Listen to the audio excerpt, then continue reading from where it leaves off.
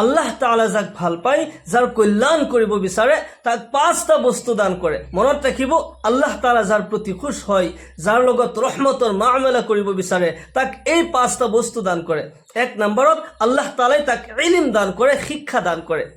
কাৰণ শিক্ষা এনেকুৱা বস্তু যাৰ বদৌলত, যাৰ কাৰণে আল্লাহ তাআলাই মানুহক ফিৰিস্তাতকৈও উচ্চ মৰ্যাদা দান কৰিছে। সুবহানাল্লাহ। মানুহক এই ইলমৰ কাৰণে, এই শিক্ষাৰ কাৰণে ফিৰিস্তাতকৈও বেছি সন্মান আল্লাহ তাআলাই দান কৰিছে।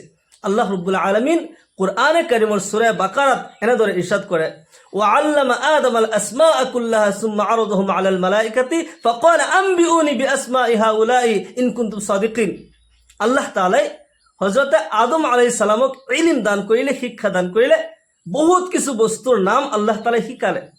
ইয়াৰ পিছত ফিৰিস্তাসকলৰ আগত সেইবোৰ বস্তু পেশ কৰিলে আৰু কৈছে, তোমালোকে এইবোৰৰ নাম কোৱা যদি তোমালোক সত্যবাদী হোৱা। ফিৰিস্তাসকলে কয়, ক্বালু সুবহানাকা লা ইলমা লানা ইল্লা মা আল্লামতানা ইন্নাকা আনতাল আলিমুল হাকিম।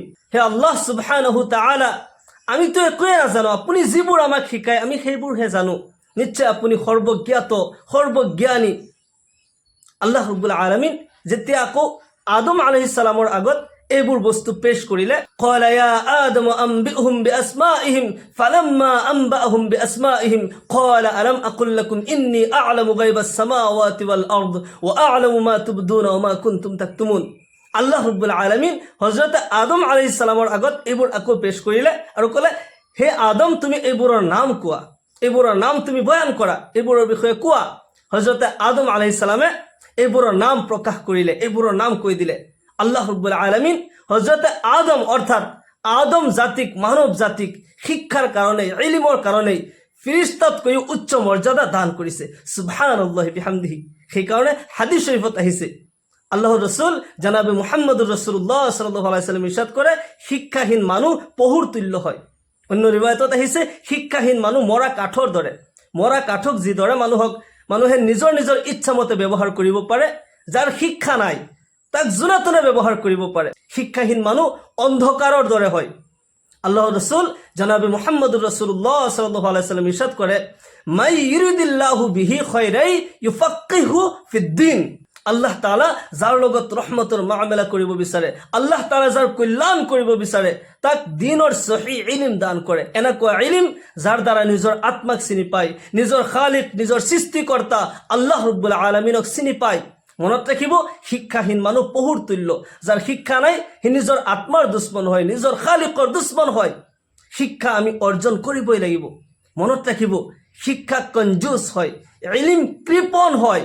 আপুনি এসোপা দিলে সি অকমানহে দিব।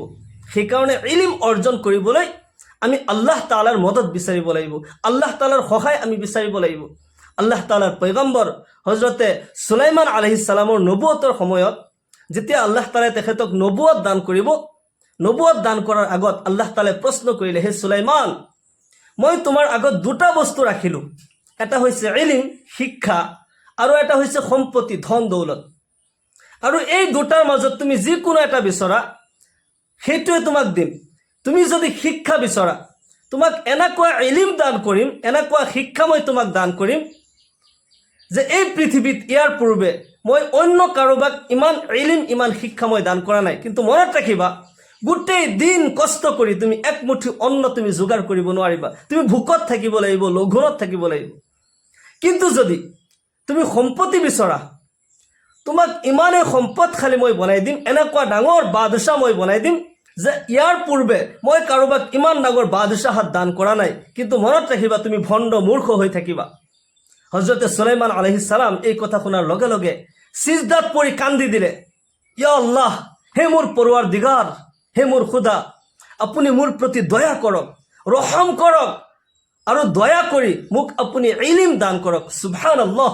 আল্লাহ তাআলা আৱাজ লগালে, হে সুলাইমান, তুমি ধন দৌলত সম্পত্তি কিয় বিচৰা নাই, তুমি ইলম কিয় বিচাৰিলা, ইয়াৰ কাৰণটো কি?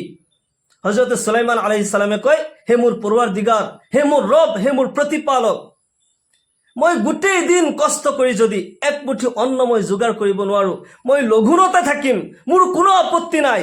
কিন্তু শিক্ষা অবিহনে মই তোমাক চিনি নাপাম, মই মোকেই চিনি নাপাম, মোৰ আত্মাক মই চিনি নাপাওঁ, তোমাক মই চিনি নাপাওঁ। গোটেই দিন কষ্ট কৰি একমুঠি অন্ন যোগাৰ কৰিব নোৱাৰিলেও মোৰ কোনো আপত্তি নাই, মই লাগিলে ভোকতে মৰি যাম, মই লঘোণত থাকি থাকি কষ্ট কৰি মৰি যাম, কিন্তু শিক্ষাবিহীন মানুহ পহুৰ তুল্য হয়, মই তোমাকো চিনি নাপাম, মই নিজকে চিনি নাপাম। মহান আল্লাহ তাআলা হযরতে সুলাইমান আলাইহিস সালামৰ প্ৰতি খুশ হৈ গ'ল। আল্লাহ তাআলা ৰাজি খুশি হৈ সুলাইমান আলাইহিস সালামক আল্লাহ তাআলা ইলমটো দান কৰিলে। ইলম দান কৰাৰ লগে লগে আল্লাহ তাআলা খুশ হৈ গোটেই পৃথিৱীৰ বাদশাহত দান কৰিছে। সুবহানাল্লাহ। আল্লাহ তাআলা হযৰতে সুলাইমান আলাইহিস সালামক ইমান ডাঙৰ বাদশাহত দান কৰিছিল। দেৱ দানৱ পশু পক্ষী সকলোবোৰ তেওঁৰ সিকিউৰিটি আছিল, জিন্নাত সকল তেওঁৰ গোলাম আছিল, সকলো মখলুকক আল্লাহ তাআলাই সুলাইমান আলাইহিস সালামৰ মুসাখৰ কৰি দিছিল। সুবহানাল্লাহ। সুলাইমান আলাইহিস সালামৰ গোলাম হৈ চলিছিল। বতাহত আৰোহণ কৰি আল্লাহ তাআলাই ইমান ডাঙৰ বাদশাহত দান কৰিছে যে তেওঁ বতাহত আৰোহণ কৰি তেওঁ ভ্ৰমণ কৰিব পাৰে। সুবহানাল্লাহ। আৰু ইলম এনেকুৱা দান কৰিছিল যে গছৰ ভাষাটো তেওঁ বুজি পাইছিল, পানীৰ মাছৰ কথা বুজি পাইছিল, জংগলৰ পহুৰ কথা বুজি পাইছিল, সকলো মখলুকৰ ভাষা পৰ্যন্ত হযরতে সুলাইমান আলাইহিস সালামে বুজি পাইছিল। আল্লাহ তাআলাই এই ইলম হযরতে সুলাইমান আলাইহিস সালামক দান কৰিছে। সেই কাৰণে ইলম অমূল্য সম্পদ। ইলম পোৱাৰ কাৰণে, শিক্ষা পাবলৈ হ'লে আল্লাহ তাআলাৰ মদত আমি বিচাৰিব লাগিব। নিজৰ মেহনতৰ লগে লগে আল্লাহ তাআলাৰ সহায় যদি বিচাৰোঁ, আল্লাহ তাআলাই নিশ্চয় ইলম দান কৰিব। আৰু মনত ৰাখিব, আল্লাহ তাআলাই সেইজন বান্দাকহে ভাল পায়, সেইজন বান্দাৰ লগত ৰহমতৰ মামলা কৰিব বিচাৰে যাক নেকি দিনৰ সহি ইলম দান কৰে। এনেকুৱা ইলম যাৰ দ্বাৰা নিজৰ আত্মাক চিনিব পাৰি, নিজৰ খালিকক চিনিব পাৰি, পাক নাপাক হালাল হাৰাম চিনিব পাৰি, নিজৰ জীৱন কেনেকৈ চলিব লাগিব সকলো কিছু জানিব পাৰি। সেইটো হৈছে উপকাৰী ইলম, দিনৰ সহি ইলম। আল্লাহ তাআলাই যদি আপোনাক দিনৰ সহি ইলম দান কৰিছে, আপুনি খুব ভাগ্যৱান হয়। আপুনি আল্লাহ তাআলাৰ শুকৰিয়া আদায় কৰিব আৰু সেই শিক্ষাৰ মতে, সেই ইলম মুতাবিক জীৱন অতিবাহিত কৰাৰ আমি চেষ্টা কৰিব লাগে। 2 নম্বৰত, আল্লাহ তাআলা যাক ভাল পায়, আল্লাহ তাআলা যাৰ প্ৰতি খুশ হয়, আল্লাহ তাআলাই তেওঁক সখী বনাই দিয়ে, তেওঁৰ অন্তৰ কুশাদা হয়, সেইজন কৃপণ নহয়। সেইজন ব্যক্তিৰ সম্পত্তিৰ দ্বাৰা আল্লাহ ৰাব্বুল আলামিনৰ ৰাস্তাত খৰচ কৰে, গৰীব দুখীয়াক দান খয়ৰাত কৰে। আল্লাহ তাআলাই যাক সম্পত্তি দান কৰে, মনত ৰাখিব তাৰ সেই সম্পত্তিৰ মাজত গৰীব দুখীয়া সকলৰো হক থাকে। আৰু যদি মানুহ কৃপণ হয়, আল্লাহ তাআলা তাৰ জীৱনৰ শান্তিবোৰ উঠাই লয়। যদি আল্লাহ তাআলাৰ ৰাস্তাত দান কৰে, সখী হয়, আল্লাহ তাআলাই তাৰ প্ৰতি খুশ হৈ যায়, জীৱনত শান্তি আহে। আল্লাহ তাআলাই কয়, মই তোমাক দিছো, তুমিও দি থাকা, আৰু যেতিয়া তুমি বন্ধ কৰি দিবা মই বন্ধ কৰি দিম। আল্লাহু আকবাৰ। আল্লাহৰ ৰাস্তাত দান কৰিলে আল্লাহ তাআলাই সম্পত্তিত আৰু বৰকত দিয়ে। আৰু যদি কৃপণ হওঁ, যদি আমি কঞ্জুস হওঁ, তেতিয়াহ'লে আল্লাহ তাআলাই জীৱনৰ শান্তিবোৰ উঠাই ল'ব, জীৱন তং কৰি দিব। হাদিস শৰীফত আহিছে, আল্লাহৰ ৰাসূল সাল্লাল্লাহু আলাইহি ওয়াসাল্লাম ইৰশাদ কৰে, আস-সাখিয়্যু কাৰীবুম মিনাল্লাহ, কাৰীবুম মিনান নাস, কাৰীবুম মিনাল জান্নাহ, বাঈদুম মিনান নার। অল বাখিলু বাঈদুম মিনাল্লাহ, বাঈদুম মিনান নাস, বাঈদুম মিনাল জান্নাহ, কাৰীবুম মিনান নাৰ। যিজন সখী হয়, যিজন আল্লাহ তাআলাৰ ৰাস্তাত দান খয়ৰাত কৰে, গৰীব দুখীয়া সকলক সহায় কৰে, সেইজন আল্লাহ তাআলাৰ নিকটৱৰ্তী হয়, আল্লাহ তাআলাৰ পছন্দনীয় বান্দা হয়। সেইজন মানুহৰ অন্তৰতো সেইজনৰ কাৰণে আল্লাহ তাআলাই মহব্বত সৃষ্টি কৰি দিয়ে, সেইজনক মানুহেও ভাল পায়। মনত ৰাখিব, যেতিয়া আল্লাহ তাআলা কোনো বান্দাৰ প্ৰতি ৰাজি খুশি হৈ যায়, যেতিয়া আল্লাহ তাআলাই কোনো বান্দাক ভাল পায়, তাৰ নিশানা কি জানেনে? আল্লাহ তাআলা সেই সময়ত হযৰতে জিব্ৰাইল আলাইহিস সালামক মাতে আৰু কয়, যেতিয়া কোনো বান্দাৰ জীৱনৰ বিশুদ্ধ আমলৰ কাৰণে আল্লাহ তাআলা তাৰ প্ৰতি খুশ হৈ যায়, জিব্ৰাইল আলাইহিস সালামক কয়, হে জিব্ৰাইল, অমুক বান্দাৰ জীৱনৰ বিশুদ্ধ আমলৰ কাৰণে, তাৰ জীৱনৰ বিশুদ্ধ আমলৰ পদ্ধতিৰ কাৰণে মই তাৰ প্ৰতি খুশ হৈ গৈছো। হে জিব্ৰাইল, তুমিও খুশ হৈ যোৱা, তুমিও তাক মহব্বত কৰা, ভাল পোৱা। হযৰতে জিব্ৰাইল আলাইহিস সালাম সেই মুহূৰ্তৰ পৰা সেইজন ব্যক্তিৰ দিৱানা হৈ যায়, সেইজন ব্যক্তিৰ কাৰণে দোয়া কৰি থাকে, আসমানত এলান কৰে, হে আসমান জমিনৰ ফেৰেশতাসকল, অমুক বান্দাৰ প্ৰতি আল্লাহ তাআলা খুশ হৈ গৈছে, অমুক বান্দাৰ জীৱনৰ বিশুদ্ধ আমলৰ কাৰণে আল্লাহ তাআলা তার প্রতি রাজি খুশি হয়েছে, আল্লাহ তাআলা মোহাব্বত করে, মই জিব্রাইলে অমুক বান্দাক মোহাব্বত করো, তোমাকেও মোহাব্বত করা। আল্লাহ তাআলাৰ সকলো ফেৰেশতাসকলে, আসমান জমিনৰ সকলো ফেৰেশতাসকলে সেইজন বান্দাৰ কাৰণে দোয়া কৰি থাকে, ইহকাল পৰকালৰ কল্যাণৰ কাৰণে দোয়া কৰি থাকে। ঠিক তেনে মুহূৰ্তত আল্লাহ ৰাব্বুল আলামিন এই পৃথিৱীত বসবাস কৰা এইজন ব্যক্তিৰ আশে পাশে থকা যিমান মানুহ আছে, মানৱ দানৱ পশু পক্ষী, সকলোৰে অন্তৰত আল্লাহ তাআলাই এই ব্যক্তিৰ কাৰণে মহব্বত সৃষ্টি কৰি দিয়ে, যাৰ কাৰণে নেকি সকলোৱে সেইজনক পছন্দ কৰে, সকলোৱে মহব্বত কৰিবলৈ ধৰে। সুবহানাল্লাহ। সেইকাৰণে জীৱনৰ বিশুদ্ধ আমলৰ কাৰণে আল্লাহ তাআলাক আমি ৰাজি খুশি কৰিব লাগিব। আৰু আল্লাহ তাআলাৰ গজব ধ্বংস হৈ যায়, দানৰ কাৰণে যদি আমি দান কৰো আল্লাহ তাআলাৰ গজব ঠাণ্ডা হৈ যায়, আল্লাহ তাআলাৰ খং ঠাণ্ডা হৈ যায়। জীৱনত সৰু সুৰা ভুল হয়, জীৱনত আমি কেতিয়াবা জানি নাজানি সৰু সুৰা ভুল আমি কৰোঁ, আল্লাহ তাআলা আমাৰ প্ৰতিটো নাৰাজ হৈ থাকে।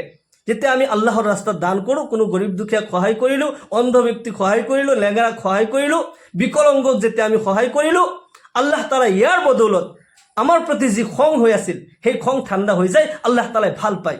সেইকাৰণে যদি আপোনাক আল্লাহ তাআলাই সখী বনাইছে, আপুনি দান কৰিব পাৰে, আপোনাৰ অন্তৰ কুশাদা হয়। বহুত মানুহ এনেকুৱা আছে, বহুত টকা পইচা থকা মানুহ হয়, কিন্তু আল্লাহৰ ৰাস্তাত খৰচ কৰাৰ তৌফিক আল্লাহ তাআলাই দিয়া নাই। আকৌ বহুত মানুহ এনেকুৱা আছে পকেট কিন্তু খালী, যদি কম পইচা আছে সেইখিনিৰ দ্বাৰাও আল্লাহৰ ৰাস্তাত দান কৰে, গৰীব দুখীয়া সহায় কৰে।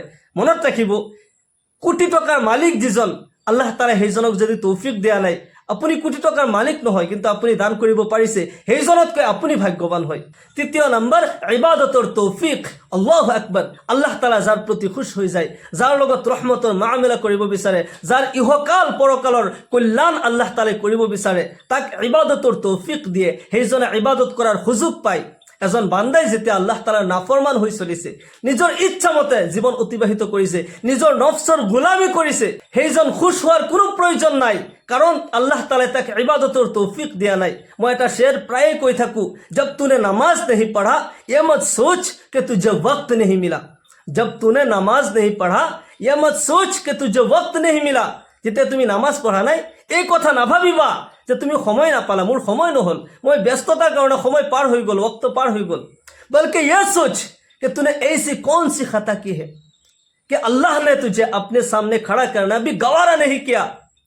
তুমি এই কথা ভাবা, চিন্তা কৰা, মই কি পাপ কৰিলোঁ, কি অপৰাধ মই কৰিলোঁ, যাৰ কাৰণে আল্লাহ তাআলাই তেওঁৰ আগত থিয় কৰাটো মোৰ কাৰণে পছন্দ কৰা নাই, মোক আল্লাহৰ আগত থিয় কৰাটো পছন্দ কৰা নাই।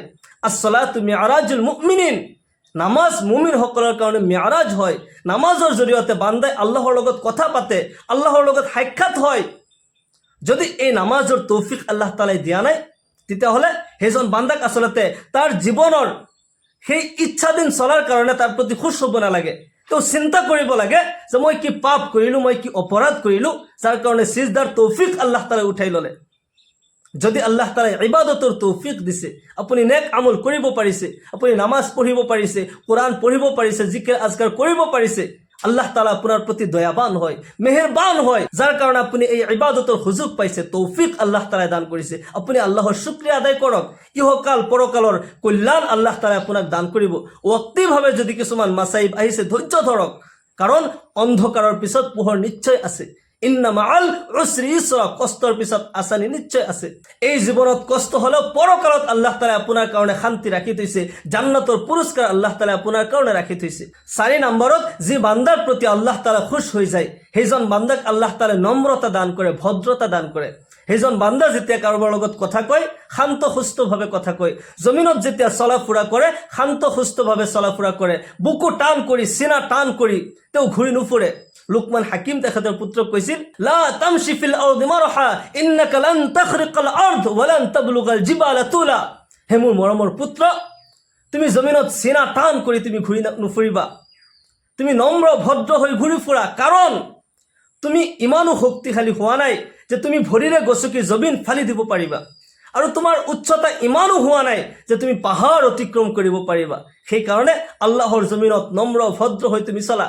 আল্লাহ তাআলা কোরআনে কারিমত কয়, আল্লাহ তাআলার বান্দা সেই সকল, রহমানের বান্দা, ওয়া ইবাদুর রহমানিল্লাযিনা ইয়ামশুনা আলাল আরদি হাওনা ওয়া ইযা খাতাবাহুমুল জাহিলুন ক্বালু সালামা। রহমানের বান্দা সেই সকল, যিসকলে জমিনত চলাফুৰা কৰোঁতে নম্ৰ ভদ্ৰ হৈ, ভদ্ৰতাৰ সৈতে আল্লাহ তাআলাৰ জমিনত থাকে, মানুহৰ লগত ভাল ব্যৱহাৰ কৰে। যেতিয়া এজন জাহিলৰ লগতো কথা পাতে, এজন অশিক্ষিত মূৰ্খৰ লগতো কথা পাতে, তাৰ লগত তৰ্কত ব্যস্ত হৈ নাযায়। যদি মূৰ্খই বুজি নাপায়, জ্ঞানৰ অভাৱত গালিও দিছে, তাক ওলোটা গালি নিদিয়ে, ইটৰ জবাব পাথৰেৰে নিদিয়ে, তাক ক্ষমা কৰি দিয়ে, তাৰ লগত শান্ত সুস্থভাৱে কথা পাতে, সেইসকল ৰহমানৰ বান্দা হয়, আল্লাহ তাআলা নিজৰ বান্দা হয়, আল্লাহৰ পছন্দনীয় বান্দা হয়। সুবহানাল্লাহ। সেইকাৰণে নম্ৰ ভদ্ৰ হৈ থাকিব লাগে। আৰু যিসকলক আল্লাহ তাআলাই এই গুণ দান কৰিছে, নম্ৰ ভদ্ৰ গুণ আল্লাহ তাআলাই দিছে, তেওঁলোক ভাগ্যৱান হয়, আল্লাহ তাআলাৰ পছন্দনীয় বান্দা হয়। 5 নম্বৰত আল্লাহ তাআলাই যাৰ লগত ৰহমতৰ মামলা কৰিব বিচাৰে, যাৰ কল্যাণ আল্লাহ তাআলাই কৰিব বিচাৰে, আল্লাহ তাআলাই তাক হালাল ৰিজিক ইনকাম কৰাৰ আল্লাহ তাআলাই সুযোগ দিয়ে। সেইজনে হালাল ইনকাম কৰে, হালাল খায়। হালাল ইনকাম আমি কৰিব লাগিব, হালাল খাব লাগিব। যদি আমাৰ হাৰাম ইনকাম হয়, হাৰাম ইনকামৰ খানা যদি আমি খাওঁ আৰু সেই হাৰাম তেজ মাংসই আমাক কেতিয়াও আল্লাহ তাআলাৰ ইবাদতত লৈ যাব নোৱাৰে, আমাক নাফৰমানি কৰাব। মনত ৰাখিব, ৰিজকে হালাল ডাঙৰ সম্পত্তি হয়। যিজনক নেকি পাক দামনি আল্লাহ তাআলাই দান কৰিছে, হালাল ৰিজিক দান কৰিছে, যিজনে নেকি হালাল ৰিজিক ইনকাম কৰিব পাৰে, হালাল খাব পাৰে, কিয়ামতৰ দিনাখন আল্লাহ তাআলাই বান্দাক 5টা প্ৰশ্ন কৰিব। যে 5টা প্ৰশ্ন জবাব নিদিয়াকৈ এখোজ আগবাঢ়ি যাব নোৱাৰে। তাৰে ভিতৰত এটা সৱাল থাকিব, তুমি ক'ৰ পৰা ইনকাম কৰিলা আৰু ক'ত তুমি খৰচ কৰিলা, প্ৰশ্ন কৰা হ'ব। যদি আমি জবাব দিব নোৱাৰোঁ, আৰু বহুত কেইটা প্ৰশ্ন আছে যে তোমাৰ জীৱন ক'ত অতিবাহিত কৰিলা, জৱানী কেনেকৈ অতিবাহিত কৰিলা, এইবোৰো প্ৰশ্ন কৰা হ'ব। কিন্তু এই সৱাল থাকিব, তুমি ইনকাম কেনেকৈ কৰিলা, খৰচ কেনেকৈ কৰিলা, কোন ৰাস্তাতে আহিছে সম্পত্তি আৰু কোন ৰাস্তাত খৰচ কৰা হৈছে। সেইকাৰণে হালাল ৰিজিক ইনকাম কৰাৰ আমি চেষ্টা কৰিব লাগে আৰু ৰিজকে হালালৰ কাৰণে আমি আল্লাহ তাআলাৰ ওচৰত দোয়া কৰিব লাগে। মহান আল্লাহ তাআলাই এই 5টা গুণ, 5টা কোৱালিটি আমাৰ সকলোৰে মাজত আল্লাহ তাআলাই সৃষ্টি কৰি দিয়ক। আমাৰ সকলোকে ইহকাল পৰকালৰ কল্যাণ দান কৰক। সকলোকে আল্লাহুম্মা আমিন। ওয়া আখিৰু দাওয়ানা আনিল হামদুলিল্লাহি ৰাব্বিল আলামিন। আসসালামু আলাইকুম ওয়া ৰাহমাতুল্লাহি ওয়া বাৰাকাতুহু।